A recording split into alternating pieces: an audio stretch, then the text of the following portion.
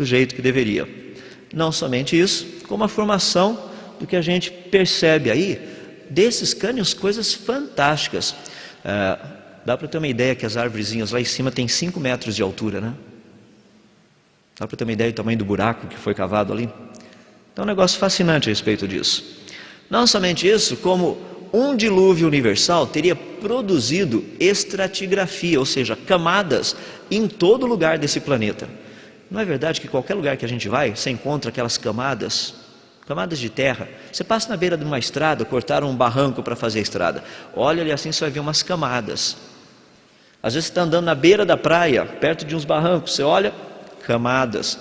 A gente encontra isso no fundo dos oceanos, encontra nas cadeias de montanhas, em tudo quanto é lugar a gente encontra essas camadas. Em todas as direções, em várias direções. Só para você ter uma ideia. Isso é um negócio tão predominante no nosso planeta, e sabe o que é legal? Essas camadinhas desse jeito, elas se formam por uma sedimentação leve e calma.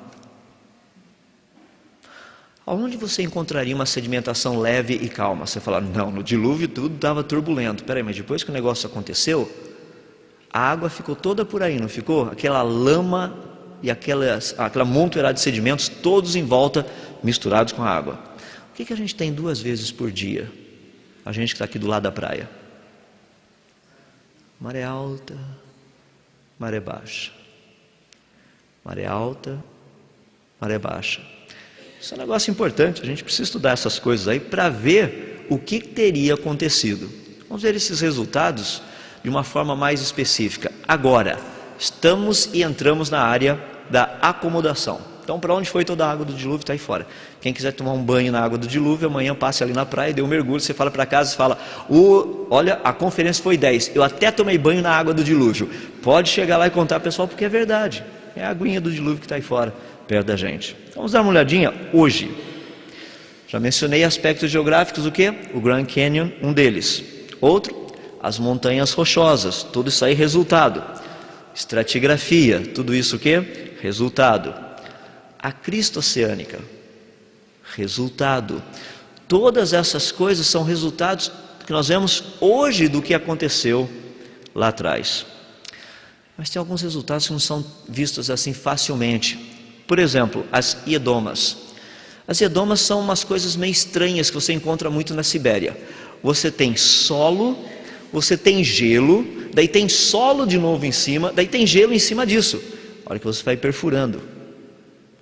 Já imaginou encontrar gelo embaixo da terra? É muito esquisito isso daí. Aqui tem alguns exemplos. Aquele cara que está mexendo ali, aquela iedoma que está ali embaixo, onde ele está perto, aquilo é um negocinho de gelo, e ela foi causada por vento e neve. Como explicar um negócio desse? A teoria do dilúvio nos explica isso aí. Uma outra coisa que é muito interessante é a formação das rochas calcárias. Sempre foi um problema sério para o pessoal. O pessoal da química, eu estou dando uma deixa para vocês, coloquei umas equaçõezinhas ali, porque tem muita gente triste, né? O pessoal da química vem para cá e fala, só ouvi de H2O, H2O. Então mudei um pouquinho, tem um pouquinho mais olhar. CaCO3, tem o CaL2SO2O8. Então tem umas coisinhas mais interessantes aí para você poder trabalhar também. Da onde teria vindo essa formação desse tipo de rocha? Uma água lá de baixo teria trazido esse material até a superfície. Teria produzido tudo aquilo que a gente conhece hoje aqui. O que é fascinante. Deixa-me dar uma ideia, que muitas pessoas têm dificuldade de entender o processo de fossilização. Como é que funcionam os fósseis? Ali você tem um peixinho, você fala, peixe, estou vendo uma rocha, tá bom, deixa eu melhorar um pouquinho. Então agora você consegue ver o peixe. Como que funcionaria? Primeiro, para você soterrar um peixe, o soterramento tem que ser rápido. Obviamente, para soterrar um peixe, ele tem que ser soterrado. Desculpe-me pela cacofonia aí. O problema que nós temos é, para você fossilizar um peixe, você teria que soterrá-lo rapidamente. Ele tem que ficar preso. O que iria acontecer com ele? Ele iria morrer por asfixia, porque peixe não respira na lama. Morte por asfixia. Daí teria um outro processo, que é um processo de mineralização, produzido pelo cálcio, pela sílica. O que é interessante é que um peixe, quando morre, ele libera amônia. A amônia causa a precipitação do cálcio. O pessoal da química conhece bem esse negócio, o pessoal da geologia também trabalha com esse negócio. Sabe o que é fascinante? Quanto tempo demoraria para se formar um fóssil de um peixe? De 24 a 36 horas. Só.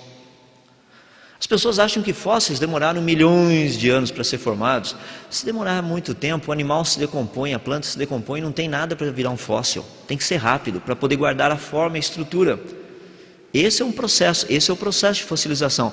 Daí você pergunta, mas como seria possível ter tantos fósseis no planeta como nós vemos hoje? A quantidade é muito grande. Eu concordo que a quantidade é muito grande.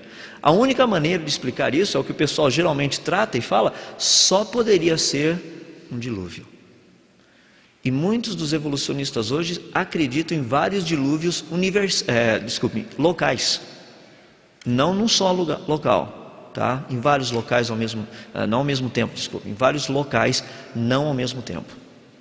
Só para você ter uma ideia, veja que coisa interessante, eu uso muito isso daí como ilustração quando eu dou as palestras sobre fósseis. Aqui você tem o fóssil de algumas árvores. A primeira ali do lado, vocês estão percebendo, encontrado na Alemanha. Esse fóssil de árvore atravessa o equivalente a 7 milhões de anos geológicos.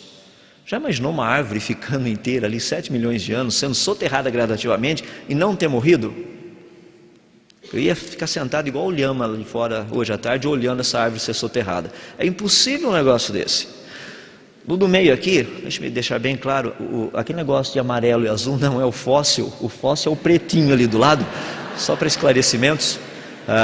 Ele está fossilizando, mas não chegou lá ainda. É que às vezes a gente fica petrificado quando a gente vê um fóssil desse jeito, é o que aconteceu com aquele pesquisador. Essa árvore na Austrália, praticamente, ela tem mais de 5 milhões de anos geológicos. É o nível de camadas que ela atravessa. Essa outra aqui, que é da Alemanha, que é muito interessante, ela está fossilizada de ponta cabeça, as raízes para cima e as folhas para baixo. Nós podemos ver claramente uma prova da evolução, que as árvores no passado elas tinham as raízes para cima e as folhas para baixo. Com o passar do tempo elas foram mudando até chegar na posição certa. Todo esse processo de fossilização implica em algo que aconteceu muito rapidamente. Formação de camadas num período muito curto de tempo, nada de milhões de anos, como a gente vê nas muitas propostas por aí. O que nós encontraríamos, portanto, num mundo que tivesse sido totalmente submergido pela água? Toneladas de fósseis. Uma das maiores provas do dilúvio é o fóssil. A quantidade de fósseis são uma prova da dimensão desse negócio. Só por curiosidade, 75% de todos os fósseis encontrados são de animais e plantas conhecidos hoje. Só 25% é de coisas que a gente não conhece ainda. Aos poucos a gente está descobrindo que alguns existem e estão vivos por aí ainda. Tem alguns que a gente não sabe.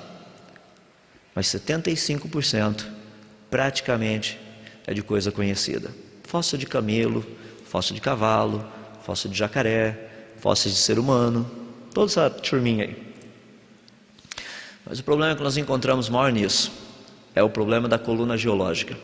Porque quando nós olhamos a coluna geológica, estudamos a coluna geológica, as pessoas falam, esse é um negócio de milhões de anos. Isso daí aconteceu em várias épocas geológicas. Essa é a proposta. Se bem que a coluna geológica não apareça completa em nenhum lugar do planeta, aonde ela aparece, mais de 50% das camadas estão faltando, e apenas de 15 a 20% de toda a superfície do planeta Terra, aonde ela aparece, só tem 1/3 das camadas na ordem certa, do jeito que a gente vê no livro. É um pequeno probleminha esse. Agora vê que coisa interessante. Tem uma equipe da Universidade de Cornell nos Estados Unidos, e alguns de vocês já me ouviram falando sobre isso. Eles desenvolveram um trabalho muito interessante, o trabalho do Dr. Leonard Brand. Ele pegou praticamente 2 galões de água, interligou esses galões com um cano. Num dos galões ele colocou água, no outro galão ele colocou apenas tipos diferentes de solo, areia, esse tipo de coisa. E o que ele fez foi produzir um tipo de movimento de uma balança.